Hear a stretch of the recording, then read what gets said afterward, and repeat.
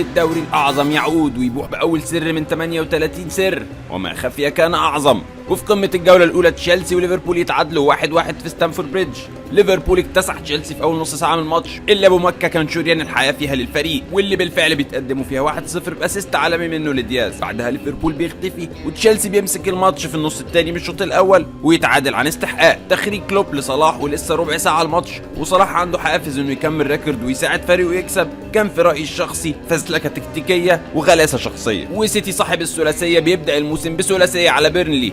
أرسنال بيكسب فورست 2-1. نيوكاسل بيسحق فيلا 5-1 ويقول انا جاي اكمل لعب مع الكبار. توتنهام بيتعادل مع برينفورد 2-2. ولا عزاء للي بيحكر من الدور رونالدو، لان الراجل على قد سنه انما لسه الدهن في العتاقي. في نهائي القمه العربيه السعوديه رونالدو بيكسب النصر في النهائي قصاد الهلال برغم تاخرهم 1-0 ومطرود منهم واحد، انما الدون هو الدون.